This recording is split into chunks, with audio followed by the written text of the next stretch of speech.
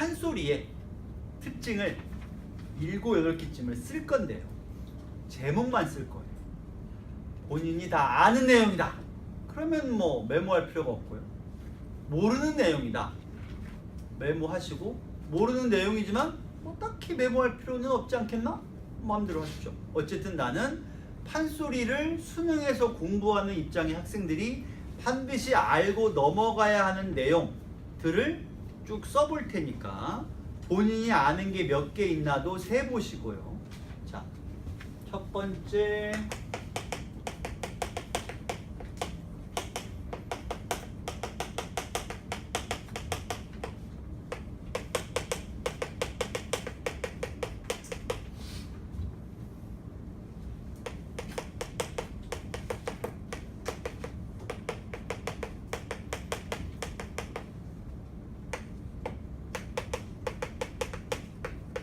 아는 게 뭐고 어떻게 남한테 설명하려면 무슨 내용으로 설명할까?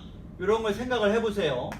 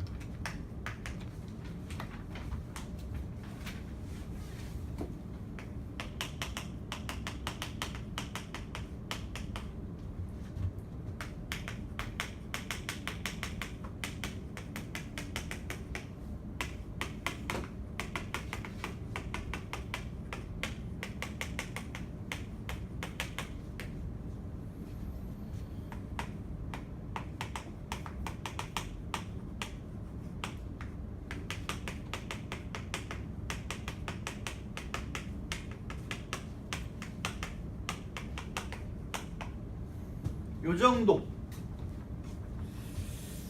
이 8개 중에서 남한테 설명하라 그러면 설명할 수 있는 게 몇 개쯤 되느냐가 궁금합니다. 그래서 물어보려고요. 한 3명만 물어보자. 자, 조민이부터 딱딱 3명.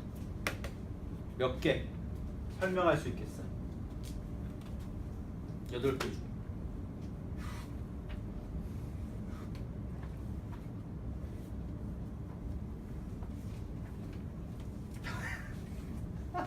한참 세는 것 같더니 왜 그게 야 이 사람 막 지금 황당하게 왜 그러세요? 건지 몇 개? 없어요? 어머 지수 없어요? 이렇게 해맑게 얘기하고 있어 다들. 자 설명을 할 텐데 아저씨 몇 개? 하나요? 미치겠다 진짜. 주! 네, 몇 개? 없습니다. 아, 우리 주 솔직해 좋아요. 우리 주는 정말 솔직하고 결단력이 있죠. 자, 설명을 빨리 할 테니까 잘 들어보세요. 첫 번째, 판소리의 변천이라고 하는 건 판소리는 최초에 근원설화에서부터 시작을 해요. 거기에 노래가 더해지니까 판소리가 되고요. 판소리에서 노래를 빼니까 판소리계 소설이 됩니다. 근원설화라고 하는 건 설화는 옛날 얘기죠.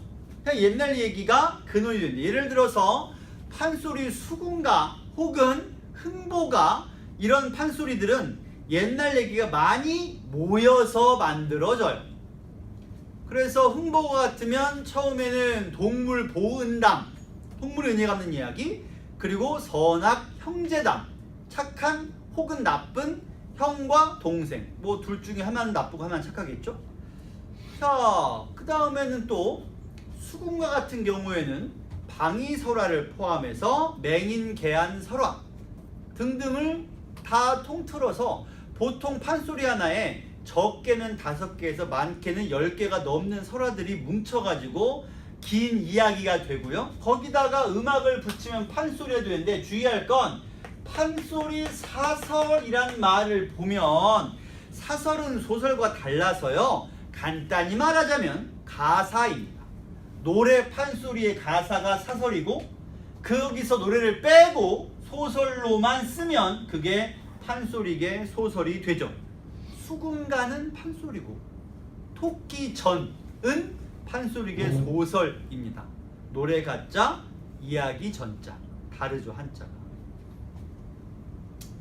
판소리 이중적 언어. 무슨 말이죠? 비속어와 한자어를 섞어 쓴다. 그럼 비속어는 누가 썼겠어요? 한자어는 또 누가 썼겠어요?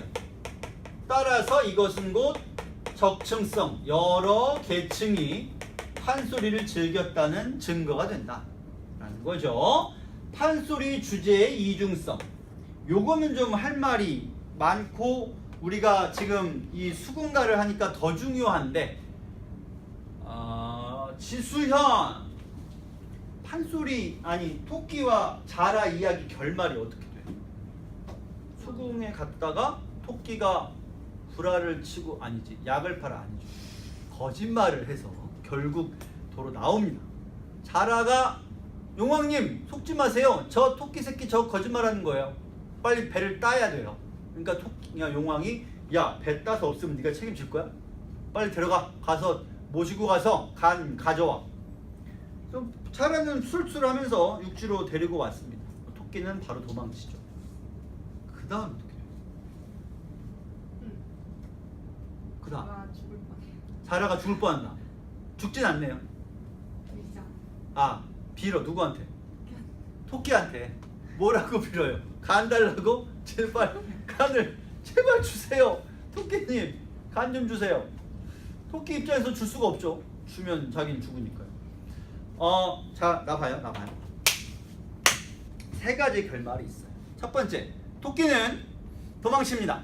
자라는 크게 실망하고 이 모든 거는 내 잘못이다. 내가 좀 더 충성을 했더라면 내가 왕의 목숨을 구했을 텐데 그러지 못한 내가 충성을 너무 못했으니 괴롭다 하고서 나 같은 건 살 자격이 없어. 그러고 바닷가에 큰 바위에다가 머리를 부딪혀서 확 죽어버리려고 이렇게 거리를 둔 다음에 있는 힘껏 최고의 속도로 바위를 향해서 기어갑니다. 이게 죽을 수가 없어요. 왜냐면 아무리 빨리 가도 안 되거든요. 어쨌든 얘기에는 머리를 바위에 부딪혀 죽었다. 그래서 안 오니까 용왕이 기다리다가 거북이를 보내요. 그래서 거북이가 가서 보니까 토끼는 없고 자라만 죽어있단 말이죠. 시신을 수습해서 돌아가서 용왕이 내가 과욕을 부려서 아까운 신하 하나만 죽게 했구나 라고 반성하고 용왕도 죽고요. 자라도 죽었죠. 토끼만 살았어요. 두 번째 이야기는 이렇습니다. 자라가 정말 있는 힘껏 최고의 속도로 바위를 향해서 있는 힘껏 달려가고 기어가고 있는데 산신령이 뾰롱뿅 나타나서 자라야 너는 착하구나. 토끼가 아니고 이 약을 줄 테니 너도 살고 용왕도 살아라. 너의 충심을 내가 보상해 주겠다. 그래서 용왕도 약을 받아 살고요. 자라도 충신으로서 공신이 되죠. 토끼도 살았죠. 두 번째. 세 번째는 이렇게 됩니다. 세 번째는 자라가 생각해보니까 너무 억울한 거예요. 아니 왜냐면 자기는 안 된다고 저 새끼 약 파는 거라고 했거든. 근데 용왕 지가 속아가지고 한 주제에 내가 만약에 돌아가면 용왕이 나를 벌 줄 거 아니야. 네가 약을 못 구했잖아. 이놈 자식아 가서 약 구해와 하고 나를 욕하고 때릴 거니까 너무 억울해.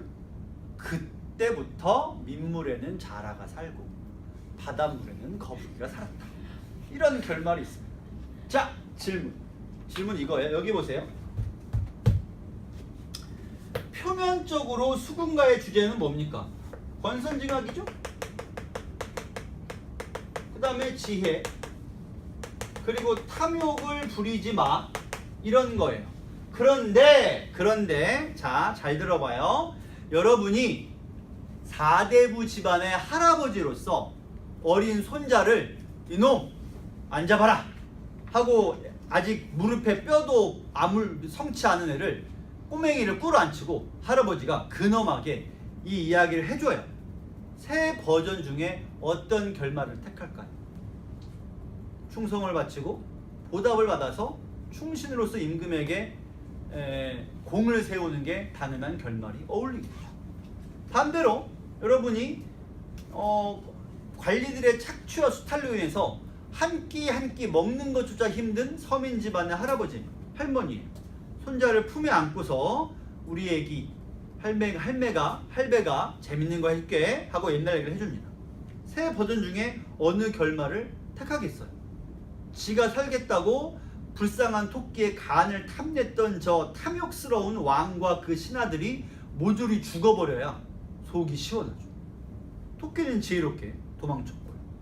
다시 말해서 향유 계층이 누구냐에 따라서 전달하는 주제의식도 다를 수밖에 없습니다. 결말이 다양한 건 그런 까닭이죠. 때문에 표면적인 주제는 이걸 하지만 이면적인 주제는 권력층의 탐욕을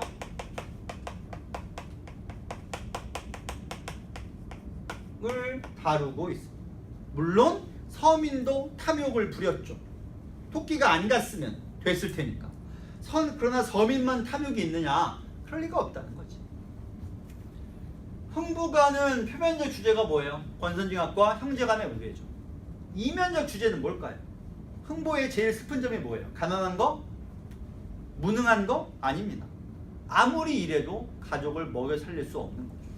흥보는 하루 종일 한 달 내내 몇 년 동안 일을 쉬지 않고 일합니다. 근데 그렇게 일해도 식구들을 먹여 살릴 수가 없죠. 빈부의 격차, 그것이 흥보가의 숨은 주제입니다. 이쪽으로 와서 판소리 장단. 가장 빠른 장단은 뭐죠? 휘몰이나 자진몰이. 가장 느린 장단 뭐예요? 진양조. 중몰이, 중몰이, 휘몰이, 자진몰이. 가장 느린 장단인 진양조는 주로 통곡하는 장면. 조금 느린 장단 중몰이는 주로 하소연. 그럼 빠른 장단인 휘몰이나 자진몰이는 어디 쓰이겠어요? 어디 쓰이겠어요? 통쾌하고 급박한 장면에 쓰이죠. 다만 주로 그렇다는 거지 늘 그렇거나 항상 그런 건 아닙니다. 주로 그렇다. 아닐 수도 있으니까 꼭 그렇다고 이해하면 안 되고요. 다음, 이게 굉장히 중요해요. 골개미라고 하는 건 조롱, 풍자에서 느껴지는 웃음 혹은 미의식을 골개미라고 하지요. 그럼 판소리의 조롱과 풍자는 어떤 방식으로 이루어지는가? 그야 뒤에도 나오지만 일단 언어 유희가 가장 많이 쓰이고요. 그 다음에는 희화화가 많이 쓰이죠. 그 다음엔 뭐 과장법 같은 것도 쓰입니다. 이것이 판소리에서 골개미를 드러내는 방식. 판소리 일관성 부족은 무슨 얘기냐? 판소리에는 장면의 극대화라는 것이 있습니다. 다시 말해 청중의 흥미에 따라서 청중이 재미있어 하는 장면은 길게 느려 빼요. 청중이 재미없어 하는 장면은 생략할 수도 있죠. 줄이거나 아예 없애버려요. 때문에 일관성이 부족해지죠. 청중의 요구대로만 따라가니까요. 그것을 장면의 극대화라고 부르고요. 청중의 흥미에 따라서 길게 느려 빼는 거. 판소리의 구성요소. 판소리는 몇 명이 불러요? 2명. 누구랑 누구? 고수하고 창자. 고수는 뭘 하지? 추임새를 합니다. 이건 별로 안 중요하고 창자가 3가지를 해. 그 3가지가 뭐야? 창과 안일이와 발림입니다. 창이 노래, 안일이는 말, 발림이야 뭐 그냥 몸짓 같은 거죠. 어깨를 들썩, 콩둥이를 들썩, 손을 접었다가 폈다가 부채를 쫙 폈다가 접었다가. 그러면 이 중에서 창은 노래고 안일이는 말이니까 음악적 요소와 문학적 요소가 조화를 이루고 있고요. 그 다음에 안일이는 주로 설명하거나 혹은 이야기가 바뀔 때에 안일이가 쓰입니다. 마지막으로 판소리와 서사문학의 공통점은 무엇이 있느냐? 그거야. 판소리를 하다 보면 저 불쌍한 흥부보소 혹은 저 놀부놈 거동보소. 이때 보소라는 말은 누구에게 하는 말이에요? 청중에게 하는 말이죠. 다시 말해서 판소리는 창자의 직접적 개입이 굉장히 심한 문학이에요. 그리고 이 창자의 직접적 개입은 어디로 이어져? 문학에서 서술자의 직접적 개입으로 이어집니다. 그것이 판소리와 서사문학의 공통점이 되겠죠. 서술자의 직접적 개입. 요 정도를 판소리에서 그냥 기본으로 알아야 하는 내용이에요. 자, 그러면 이번 수특에는 판소리가 수군가가 나오고 뒤에 가면 하나가 더 있어. 그때 가서 얘기할게요. 자, 바로 갑니다. 용왕이 병이 났어요. 죽게 되자 회의가 열린다. 토끼가 아닌 약이에요. 용왕은 이를 구해오라고 하나. 어떤가요?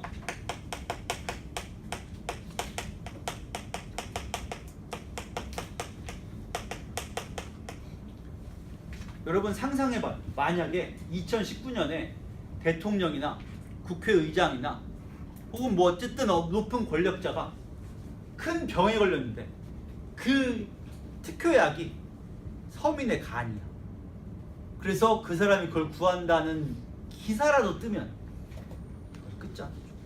그건 그냥 인신매매를 넘어서서 죽일 놈 되는 거죠. 그건 살 수가 없어요. 근데 아무렇지도 않게 이러고 있죠. 말도 안 되는. 이때 별주부가, 그럼 별주부 어떤 사람인가? 토끼를 잡아오겠다고 나선. 별주부는 충신.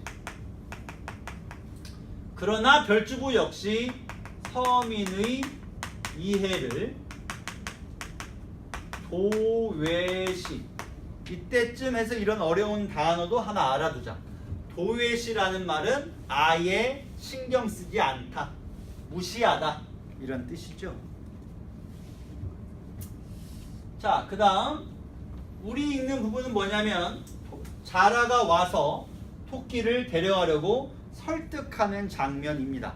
아참, 어떤 학생은 별주부가 뭔지를 모르던데 주부라는 건 직책, 즉 관직명이고요. 별이란 글자가 자라를 뜻해요. 별주부는 자라 대리, 자라 과장, 뭐 자라 팀장쯤 되는 뜻이겠죠.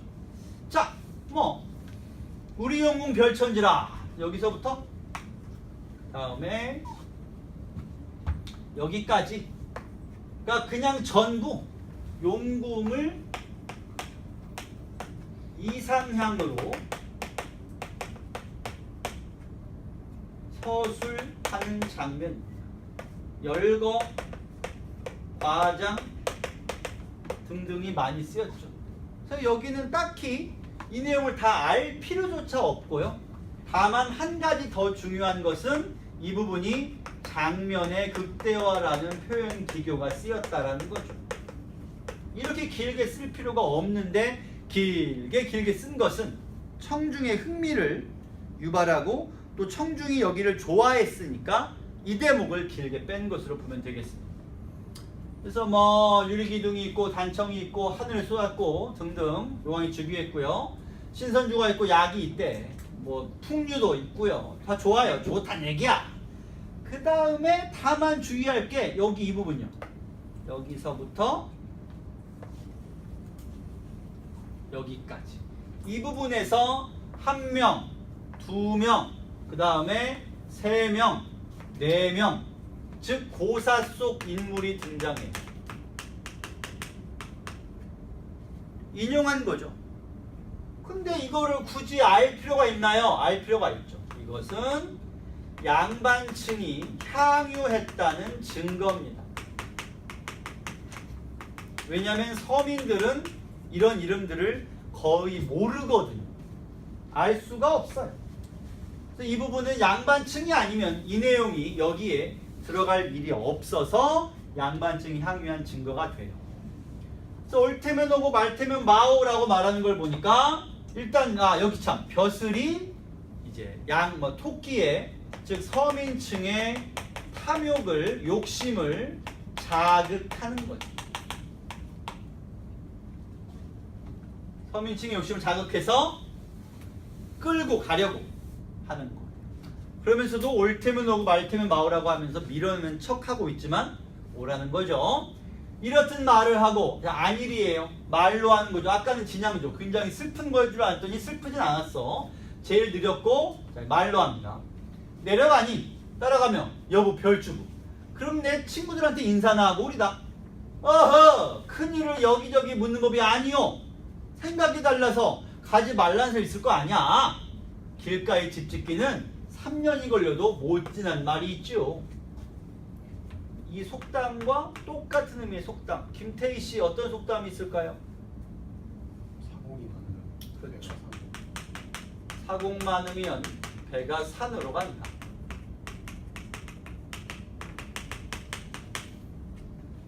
그러면 내 우리 아내에게나 말을 하고 오리다. 하하 이 큰일을 아내에게 하는 망하는 법이지. 용궁 가서 귀하게 된 뒤에 감원에 모셔오면 좋지 않겠어요?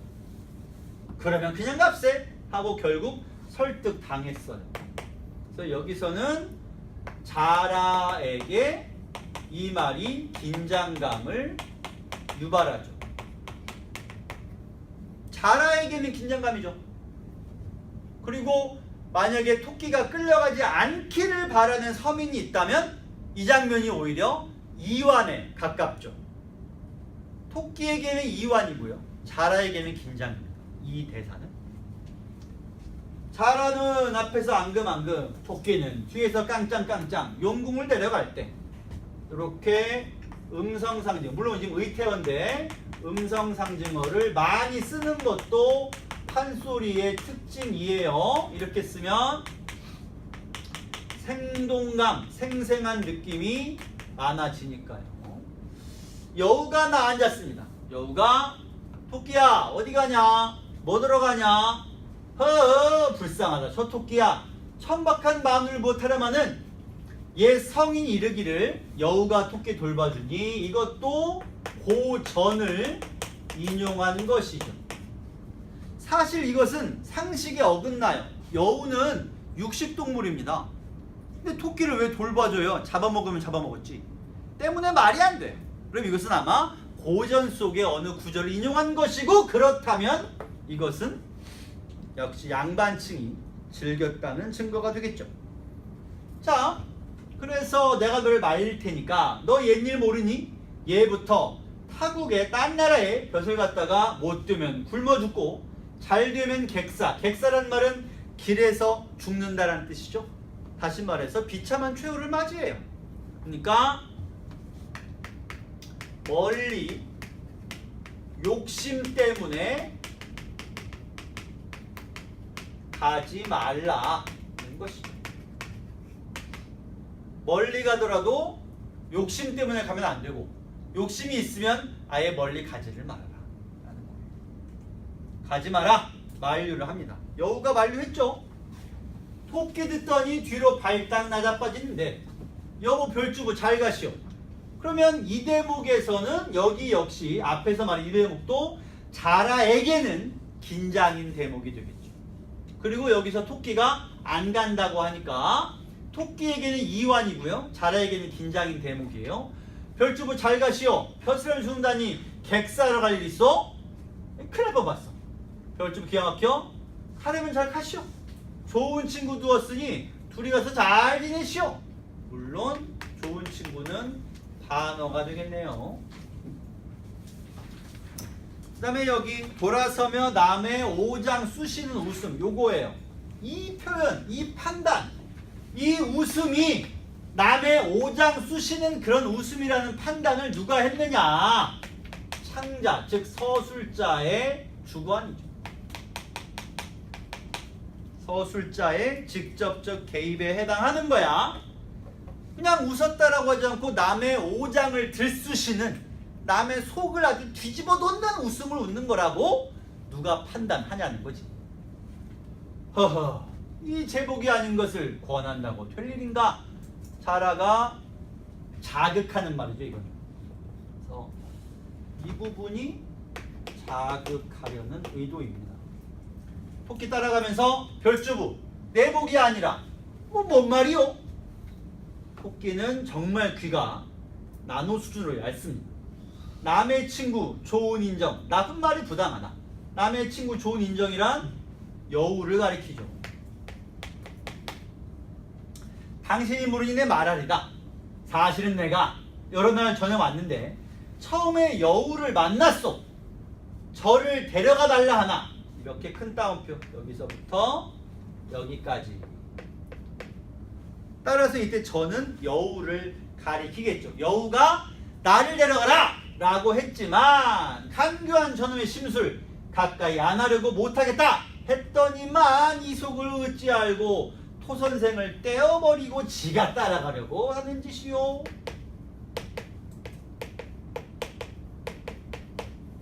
토끼 듣더니 여보 별주부 말이 나왔으니 말이지 저놈 심술이 영락 없이 그렇소.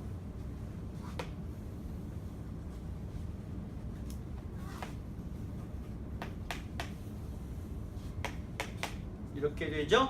따라서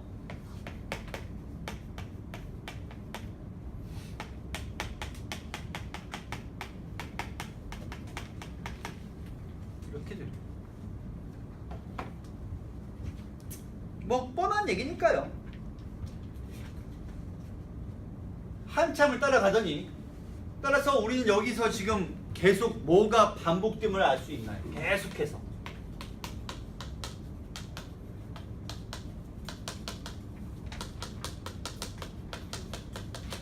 딱히 여기를 말하는 게 아니라 작품 우리 지문 전체를 말하는 거예요.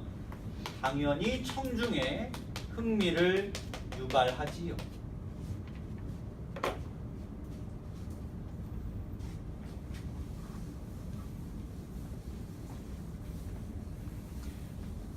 그러나 저러나 여기 뭐 멀어서 다리 아프면 어디 가겠소? 허허 또 저런 소리가 네 그래요. 계속해서 토끼는 불평에 불만에 투덜거리고 있습니다. 만약 현실에서 만난 친구라면 이미 넘어갑시다. 멀다 마서 맹자도 어머 갑자기 맹자 얘기 나오죠. 맹자란 이름은 알죠. 불원천리 양해왕을 가보았고 강태공도 문왕 따라 주에 가고 소록 많은 길을 한신이도 소와 따라서 한에 가서 장군담에 올랐어. 자 그러면 이제 이렇게 해볼까요? 먼저 맹자, 그 다음에 강태공, 그 다음에 한신이, 그리고 여기서 양해왕, 그 다음에 문왕, 그리고 여기는 없어요. 자 그러면 네모칸은 누구냐? 토끼겠죠? 세모칸은 누구냐? 결국 용왕을 가리키겠죠. 다시 말해서 등건고사를 인용했고요. 이것도 양반층이 향유했다는 증거긴 한데 그보다 중요한 것은 여기 인물들이 각각 누구를 가리키냐라는 거를 딱히 몰라도 맹자가 누군지 양해왕이 누군지 강태공과 그 다음에 문왕이 누군지를 모른다 할지라도 각각에 해당하는 인물은 알 수가 있고요. 여기는 지금 소화가 누구라고 볼 수 있을까요? 소화는 소화가 바로 별주부죠.